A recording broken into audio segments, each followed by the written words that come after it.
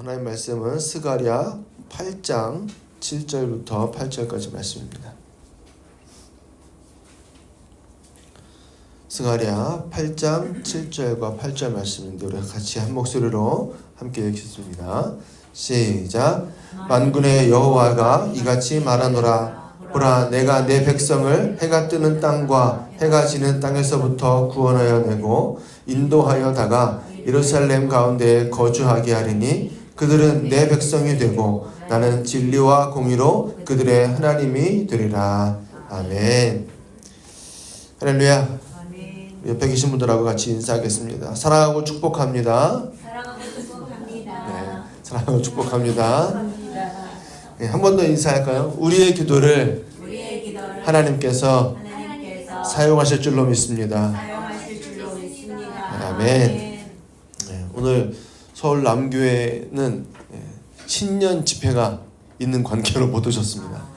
그래서 반쪽이 못 오셨는데 그럼에도 불구하고 우리는 열심히 또 말씀 나누고 기도하도록 하겠습니다.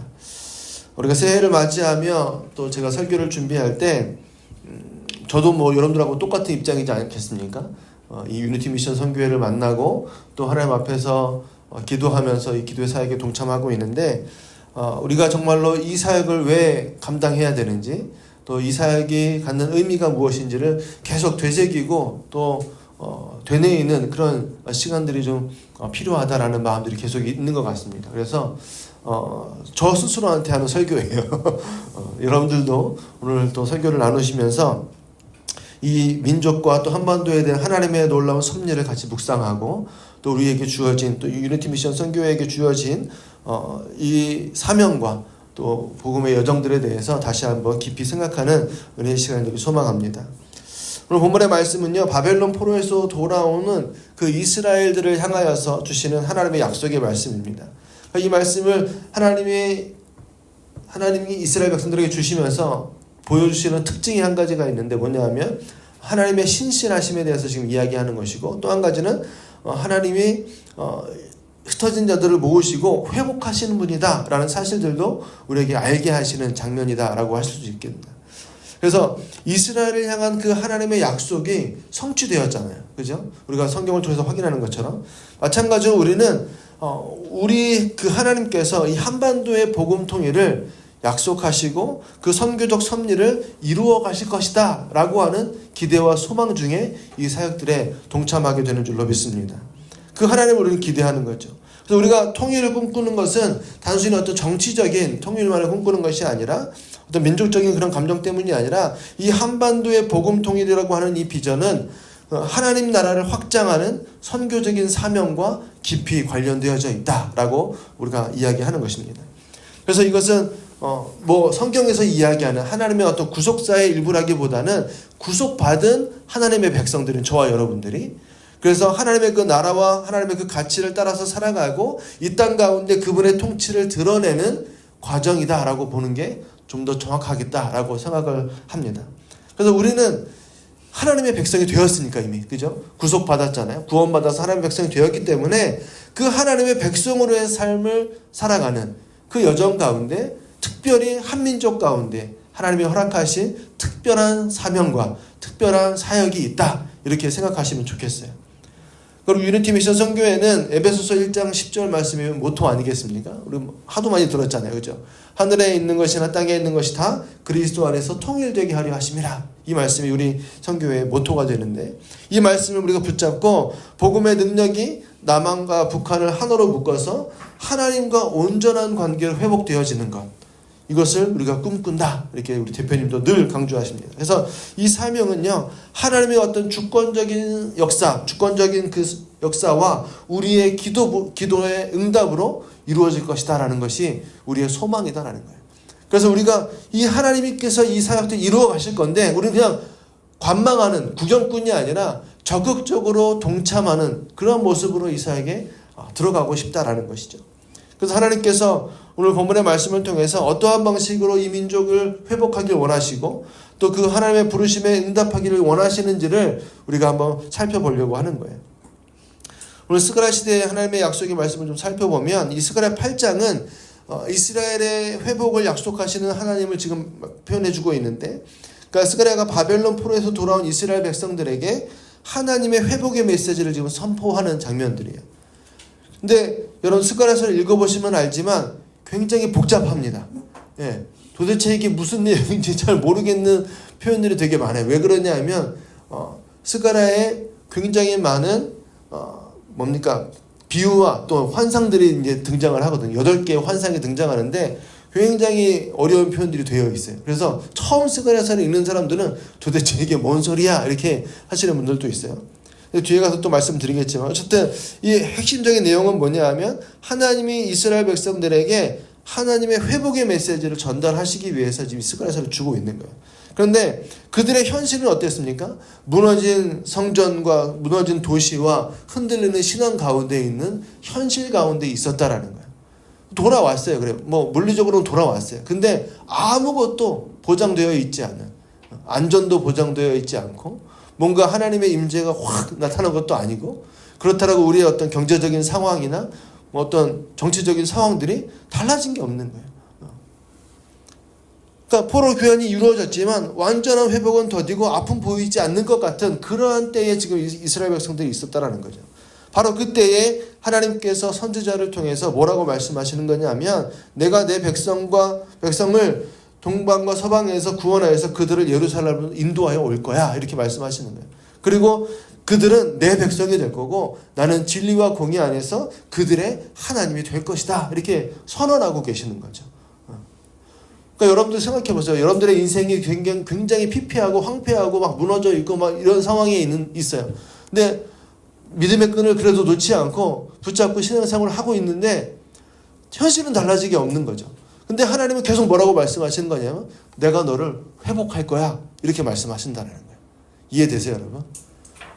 그러니까 그 뭐랄까 괴리감이 느껴지는 순간이 분명히 있을 거라는 거죠. 내 현실은 누가 봐도 달라진 게 없는 것 같고 누가 봐도 소망이 없는 것 같은데 하나님은 계속 기도하려고 엎드리면 뭐를 말씀하세요? 회복을 말씀하시는 거예요. 지금 이스라엘이 그런 상황 가운데 있어요. 지금 스가랴서를 통해서 그 말씀을 또 주고 계시는 거예요. 그러니까 이 약속의 말씀은요, 단순히 이스라엘이 정치적으로 귀환하고 또 민족적인 어떤 자부심을 다시 일으켜 세워가지고 하나님의 언약의 백성으로서 일어날 거야 라는 그 차원에서 끝나는 말씀이 아니다라는 거예요.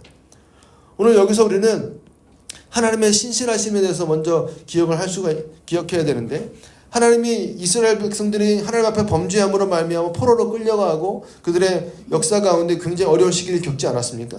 그럼에도 불구하고 하나님은 자신이 선택한 백성을 절대로 포기하지 않으신다라고 말씀하시는 거예요. 그러면서 뭐라고 말씀하세요? 내가 다시 너희를 불러 모을 거야 이렇게 말씀하시는 거죠.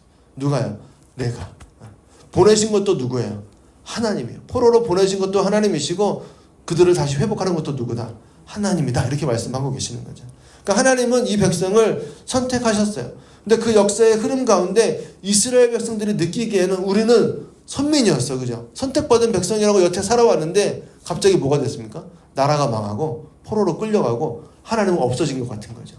그러니 그들이 느끼기엔 어때요? 하나님이 우리를 버리셨나 보다 이렇게 생각할 수 있는 상황이라는 거죠. 그럼에도 불구하고 하나님은 뭐라고 말씀하세요? 나는 너희를 버리지 않는다 이렇게 말씀하시는 거예요. 우리의 인생도 그런 순간을 맞이할 때가 있다라는 거예요. 하나님이 나를 버린 것 같은, 하나님이 나를 떠나신 것 같은 그런 절망 가운데 있을 수 있다라는 거죠. 우리 민족 가운데도 그런 순간들이 있을 수 있다라는 거예요. 지금이 아마도 가장 그런 시기이지는 않는가라고 생각할 정도로 너무나 혼란스럽지 않습니까? 그럼에도 불구하고 하나님 오늘도 이렇게 말씀하시는 거예요. 내가 다시 이 나라와 이 민족을 부를 거다. 회복할 거다 이렇게 말씀하고 계신다라는 거예요. 그 하나님의 신실하심을 기억하길 바란다라는 거예요. 또 두 번째로 중요한 것은 뭐냐면 하나님의 주권적인 사랑이다라는 거예요. 이 회복은요, 이스라엘의 어떤 능력이나 이스라엘의 어떤 행함이나 선을 행하는 것이나 이런 것에 달려있는 게 아니라 하나님이 약속하신 그 약속, 하나님이 이스라엘을 향해서 베풀어 주시는 그 놀라운 사랑에 전적으로 기인한다라고 지금 말씀하고 있는 거예요. 내가 너희를 사랑하기 때문에 이 모든 일들은 이루어질 거야 이렇게 말씀하고 계시는 거예요. 우리가 새해를 맞이하면서 한반도 복음 통일을 소망하면서 기도할 때 이스라엘을 향한 이러한 하나님의 약속이 저와 여러분들이 속해 있는 이 나라와 이 민족 가운데에도 동일하게 주어진다는 사실을 반드시 기억하시길 바랍니다. 우리가 볼 때는 너무나도 혼란스럽고 너무나도 도대체 이 나라가 어디로 가려고 하는지 알 수 없는 전국에 있지 않습니까? 무슨 다 탈핵시켜요. 다 끄집어내리고 있고 도대체 누가 이 나라를 이끌려고 하는지 알 수가 없는 상황이 있습니다. 도대체 저 북쪽에 있는 그 양반은 무슨 생각인지 알 수가 없어요. 어디로 튈지 모르는 그런 상황이 있습니다. 이 시대에 하나님이 오늘 우리에게 뭐라고 말씀하시는지 듣기를 소망합니다. 이스라엘의 시대처럼 오늘 우리가 살아가는 이 시대는 놀랍게 닮아 있다라는 거예요. 한반도는 여전히 분단의 현실 속에 있고 북한은 영적인 어둠 가운데 놓여 있으며 남한 역시 물질주의와 세속화에 빠지고 자기 중심적인 이기주의에 빠져서 다 자기들 중심적으로만 생각하고 누구 하나 민족을 생각하거나 국민을 생각하는 사람이 없는 것 같은 시대를 살고 있다는 거예요. 또한 복음의 순수성마저 희미해져가고 교회는 영향력을 잃어가고 그런 시대를 살고 있습니다. 그러나 오늘 하나님은 분명히 말씀하시는 거죠. 너는 내 백성이 될 것이다. 그 혼란 가운데 있고 그 어두움 가운데 있고 그 절망 가운데 있는 이스라엘 백성들을 향해서 말씀하셨던 것처럼 오늘 하나님은 우리에게 이렇게 말씀하시는 줄로 믿습니다. 너는 내 백성이 될 것이다. 한반도 복음 통일은요, 하나님의 주권적인 역사와 신실하심으로 이루어질 것을 믿으시길 바랍니다. 그리고 그 하나님은 기도하고 헌신하는 저와 여러분들을 통해서 그 일들을 같이 함께 이루어 가실 거다라고 말씀하시는 거예요. 우리의 기도와 선교적인 헌신이 하나님의 일하시는 통로가 될 줄을 믿으시길 바랍니다. 그래서 우리에게 필요한 건 뭐냐 하면 스가랴의 시대의 이스라엘처럼 하나님의 약속을 신뢰하며 기도하고 기다리는 거예요. 너는 내 백성이 될 것이다 라고 말씀하신 그 하나님의 선언을 우리의 10년 가운데 새기고 그 약속을 믿는 자로서 살아가는 저와 여러분들에게 소망합니다. 우리가 계속 이야기하고 있지만 이 한반도 복음 통일은 단순히 어떤 민족적인 과제가 아니라 하나님 나라의 확장과 선교적 사명에 연결되어 있다는 사실을 잊으면 안 된다는 거예요. 한반도 복음 통일을 놓고 복음은 빼더라도 그냥 일반적으로 한반도의 통일을 놓고 많은 사람들이 다양한 이야기들을 쏟아냅니다. 저도 요즘에 그래서 북한 관련된 영상들 유튜브 되게 많잖아요. 탈북자들 이야기하는 것도 들어보고 또 무슨 박사님들이 나와서 이야기하는 것도 들어보고 다 들어보고 있는데 뭡니까? 다 각자의 자신들과 경험과 지식을 가지고 많은 이야기들을 합니다. 그러니까 자기들 딴에는 그것이 되게 실질적이고 구체적인 일들이라고 여겨지는 어떤 통일 담론들을 이야기하는 거죠. 그러면서 여러 가지 이야기들을 막 해요. 물론 그런 이야기들을 해야 되죠. 필요한 이야기고 준비해야 되는 이야기라고 저는 생각을 합니다. 그러나 적어도 우리가 성경적인 관점에서 통일에 대해서 이야기할 때는 하나님이 말씀하시는 통일이 무엇인가를 바르게 이해할 필요가 있다는 거예요. 하나님이 말씀하시는 통일이 무엇인가. 그래서 우리는 민족적으로 이 통일에 대한 열망을 품은 채 살아왔지 않습니까? 그죠? 어렸을 때 제가 어렸을 때만 해도 우리 권사님들은 더 그랬겠지만 그죠? 우리의 소원은 통일에 대한 교육을 받았어요. 심지어 노래도 부르고. 근데 요즘은 학교에서 그런 거 안 하잖아요. 우리는 통일 포스터도 만들고 그랬어요. 그죠? 방공 포스터 만들기 이런 날도 있었죠. 대회도 있고. 그럼 그만큼 민족적으로 우리는 통일에 대한 어떤 갖고 있어요. 저희 세대만 해도. 근데 요즘 젊은 세대는 어떻습니까? 관심도 없어요. 설문조사에 따르면 통일이 안 되면 더 좋겠다 이렇게 말하는 세대 사람들도 많다라고 지금 이야기합니다. 그러니까 이러한 시대에 진짜 무엇이 실제적인 통일이고 무엇이 실제적인 준비인가 우리 다시 한번 고민해 봐야 된다는 거죠.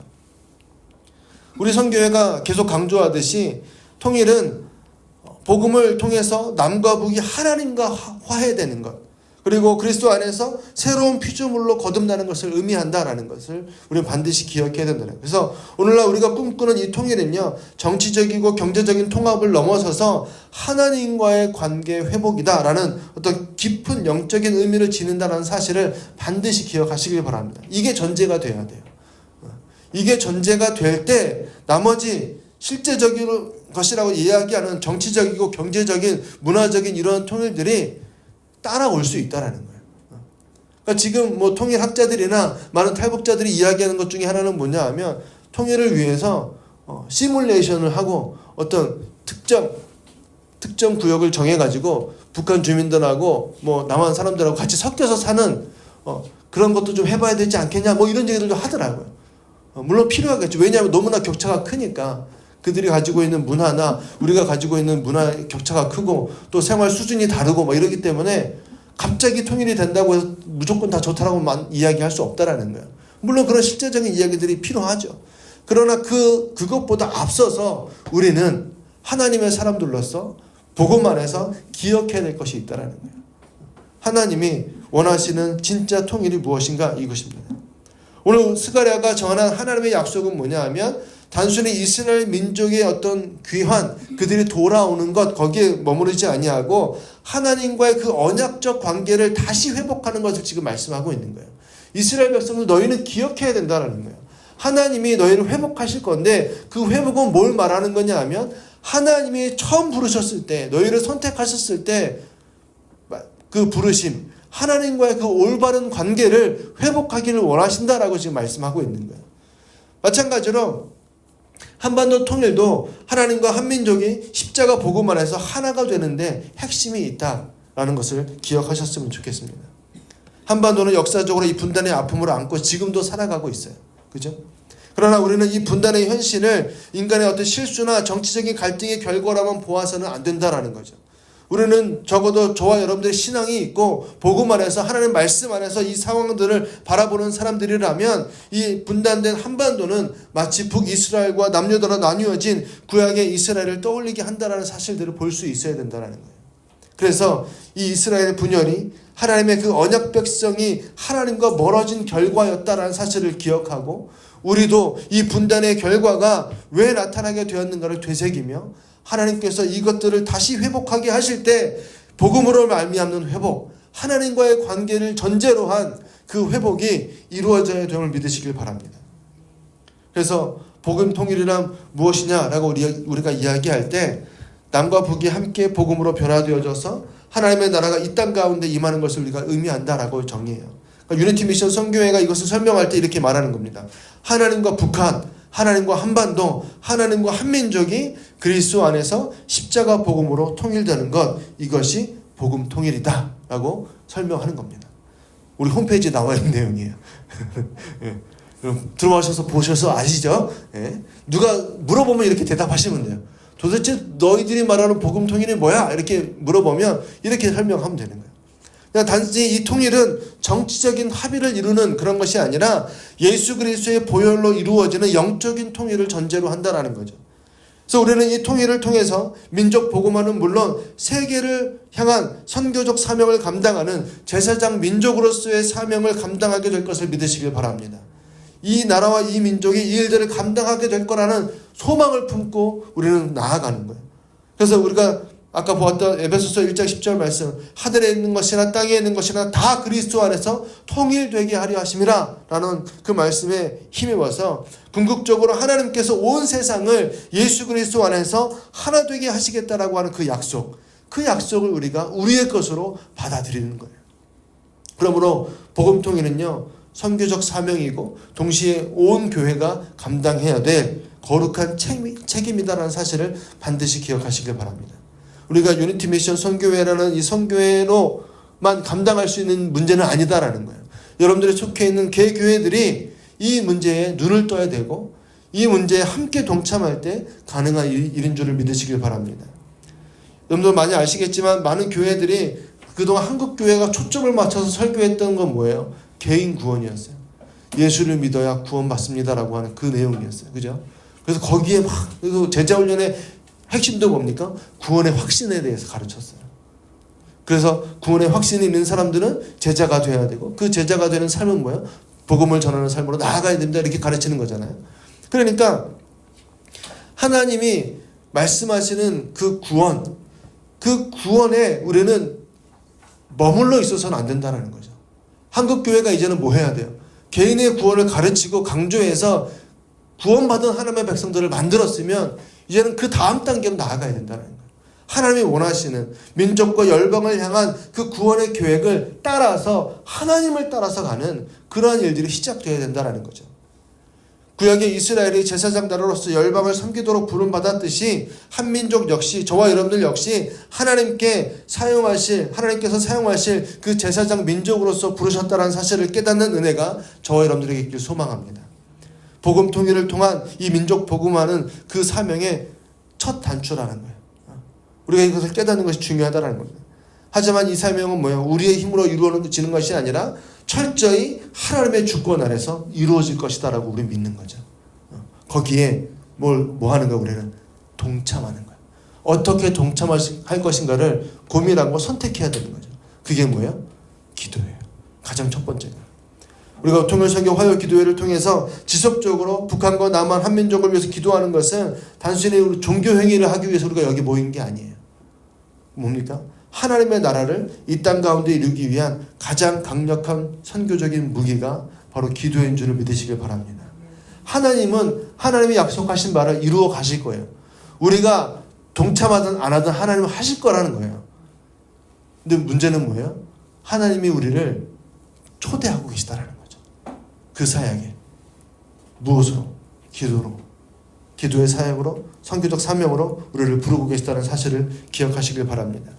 그래서 통일은 우리가 만들어내는 게 아니라 하나님이 이루실 건데 우리는 그분의 도구로 쓰임받을 뿐이다라는 사실을 기억하시고 우리가 그 도구로 쓰임받기 위해서는 먼저 우리의 마음이 하나님의 비전에 동참하는가를 점검해야 된다는 것이 중요하다는 겁니다. 하나님께서 너는 내 백성이 될 것이다 라고 말씀하실 때 그것은 우리의 민족을 향한 부르심이자 동시에 복음 통일을 향한 명령이다라는 것이에요. 그 하나님께서 우리 민족을 통해서 새로운 역사를 이루어 가실 거야 라는 그 믿음 안에서 복음 안에서 남과 북이 하나 되는 그날을 기대하며 기도하는 저와 여러분들에게 소망합니다. 하나님께서 언제나 언약을 지키시는 분이다 라는 사실을 오늘 본문의 말씀에서 이렇게 표현해요. 그들은 내 백성이 되고 나는 진리와 공의로 그들의 하나님이 되리라 이렇게 말씀하세요. 하나님이 직접 말씀하시는 거예요. 나는 너희 하나님이 될 거야 이렇게 말씀하고 계시는 거죠. 선언하시는 거예요. 그러니까 이 약속은 이스라엘을 향한 것이었어요. 하나님의 약속이 주어졌을 때 우리는 그 약속에 응답하고 동참하고 있는가 점검해야 되는 거죠. 하나님이 그렇게 선언하셨는데도 불구하고 나는 그 약속을 내 걸로 안 받으면 아무 상관이 없어요. 하나님의 약속과 무슨 상관이 있겠어요, 그 사람은. 그러니까 회복과 통일은 하나님의 주권 아래서 이루어지지만 하나님은 언제나 그 역사 가운데 인간을 동역자로 부르신다라는 사실을 기억하시기 바랍니다. 이스라엘이 바벨론 포로에서 귀환할 때 하나님은 단순히 그들을 수동적으로 이끌지 않으셨어요. 하나님은 학개와 스가랴 같은 선지자를 통해서 말씀을 주셨고 느헤미야와 또 에스라 같은 사람들을 통해서 성전을 재건하고 이스라엘 백성들이 직접 그 재건 사역에 동참하게 하셨어요. 하나님이 말씀으로 천지를 창조하시는 분이잖아요. 그럼 이스라엘 백성들에서 그냥 말씀으로 성벽을 다 만들어 주시고 그죠?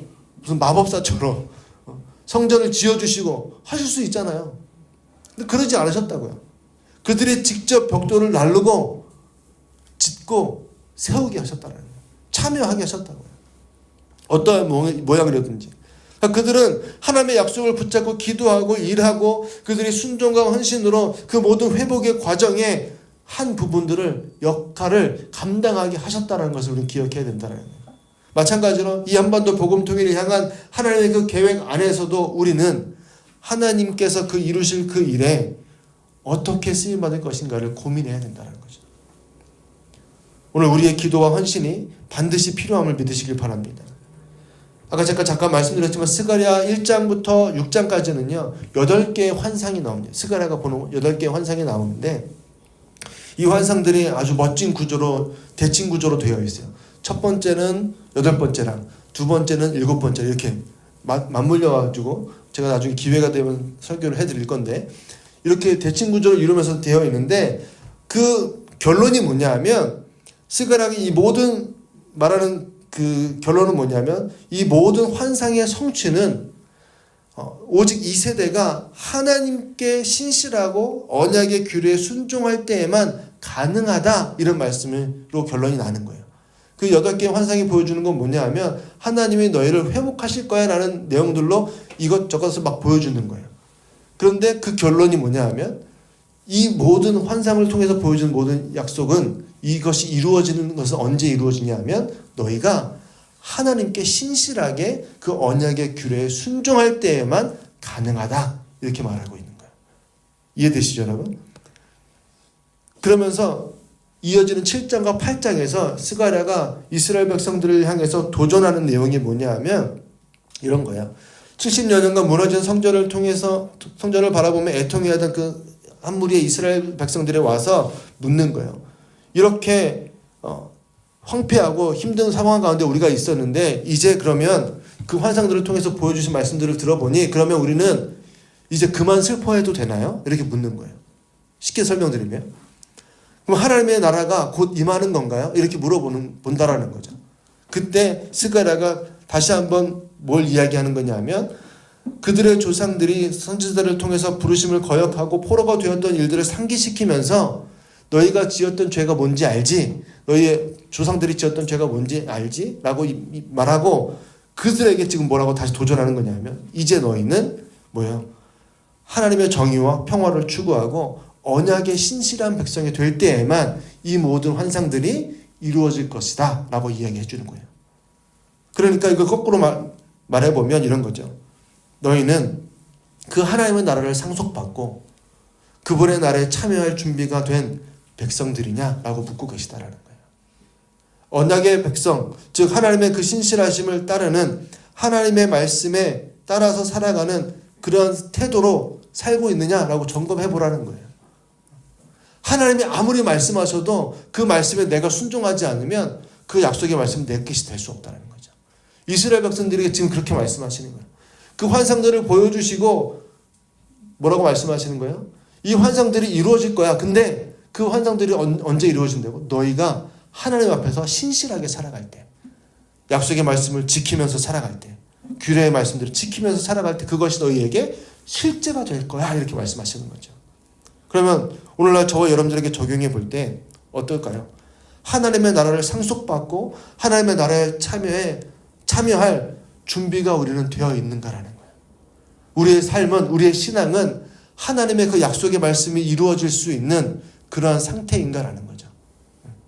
이 언약의 말씀은 오직 이 세대가 하나님께 신실하고 언약의 규례에 순종할 때에만 가능하다는 사실을 잊지 않는 저와 여러분들 되길 소망합니다. 그래서 저와 여러분들을 포함한 이 한국교회의 태도가, 모습이 중요한 거예요. 한국교회가 우리 대표님이 계속 주장하는 것처럼 뭐예요? 기복적인 신앙에서 떠나서 정말로 하나님 중심으로 바뀌어져야 된다는 이유가 바로 여기 있는 거죠.